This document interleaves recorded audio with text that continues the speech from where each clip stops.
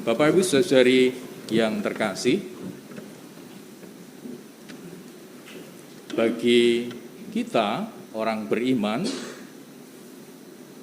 kesulitan, masalah, krisis itu bukanlah dimaksudkan untuk menghancurkan kehidupan kita, tapi justru kesulitan masalah itu harus memupuk kita semakin dekat dengan Tuhan.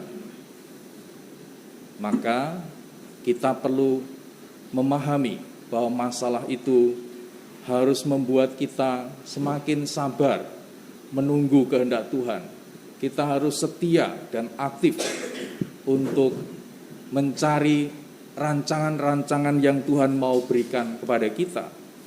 Kalau kita mendengarkan Injil hari ini, maka kita akan mendapat masukan bahwa Tuhan Yesus tidak pernah takut terhadap masalah, kesulitan, bahkan dikatakan Herodes hendak membunuh engkau. Justru Yesus mengajarkan kepada kita bahwa segala kesulitan itu, segala masalah yang kita alami sehari-hari harus membuat kita semakin tangguh, semakin kuat, semakin kita sungguh-sungguh menunjukkan rahmat Tuhan yang ada dalam diri kita. Saya mempelajari beberapa hal supaya kita tidak lagi dirundung oleh kesulitan, oleh masalah, oleh krisis. Lalu kita lesu, tidak punya semangat, tidak ada gairah. Justru firman hari ini mengajak kita, karena masalah itu harus membuat kita semakin mendekat kepada Tuhan, semakin kita menunjukkan rahmat, sehingga hidup kita di tengah masalah itu sungguh-sungguh memunculkan keutamaan-keutamaan Tuhan. Nah, pelajaran yang pertama, saudara yang terkasih, kita harus ingat bahwa di dalam diri kita itu jauh lebih besar daripada yang ada di luar kita, daripada keadaan kita. Karena di dalam diri kita ada siapa? Tuhan. Hampir setiap hari kita mengikuti Ekaristi dengan live streaming. Tuhan selalu ada dalam diri kita. Dia jauh lebih besar dari segala kesulitan masalah itu. Maka kita perlu menyadari bahwa Tuhan tidak pernah meninggalkan kita. Dia menyertai kita. Dia mengingatkan kita. Jangan sampai di tengah kesulitan itu justru kita marah. Justru kita hidup kita nggak bermutu. Justru iman kita malah kalah. Hari ini Tuhan mengingat di dalam diri kita ada sesuatu yang besar, yang tidak tertanding, yakni Tuhan yang selalu mendorong, menyembuhkan, menguatkan, menyegarkan kita, sehingga kehidupan kita sungguh-sungguh memancarkan rahmat-rahmat yang terberkati itu. Kita ingat, di dalam diri kita ada sesuatu yang lebih besar. Tuhan itu sungguh-sungguh menyertai hidup kita. Maka dia bekerja di dalam diri kita bagi orang-orang yang mengasihi kita. Pelajaran yang kedua, saudara yang terkasih, kita harus ingat bahwa kesulitan, masalah itu sebetulnya sarana Tuhan supaya kita sungguh-sungguh mendekat, semakin erat, semakin intim, semakin akrab dengan Tuhan, semakin memiliki pribadi yang kuat. Kalau dulu saya waktu SD itu namanya matematika itu menjadi momok.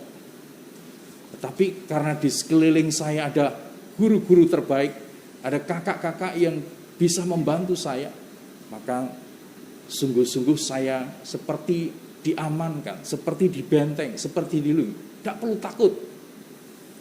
Dan betul, saya lulus SD, di SMP juga ketemu yang namanya apa? Matematika itu. Wah, tapi lagi-lagi Tuhan mengirimkan orang-orang yang hebat, orang-orang yang luar biasa mengelilingi, sehingga sungguh-sungguh kalau ada matematika, Tuhan pasti membantu, Tuhan pasti mengelilingi, mengirim malaikat-malaikatnya yang luar biasa, dan itu yang harus kita percayai. Maka kesulitan adalah sarana bagi kita untuk semakin kita dekat, kuat, ya intim. Kita memiliki pribadi-pribadi yang sungguh-sungguh bermutu, tekun untuk mencintai Tuhan. Kita harus yakin bahwa rencana Tuhan itu selalu sempurna. Entah waktunya kapan, tetapi kita harus yakin bahwa rancangan Tuhan itu sempurna.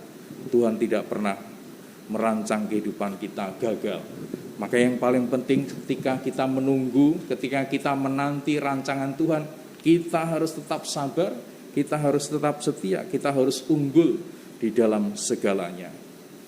Kalau kita mengalami sesuatu, katakan dalam hati, Tuhan belum selesai dengan diri kita.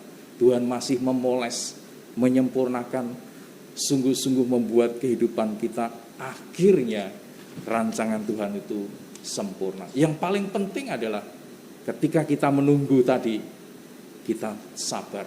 Ketika kita menunggu di ruang tunggu, jangan gelisah hati kita. Tuhan menyertai kita. Dialah Emmanuel.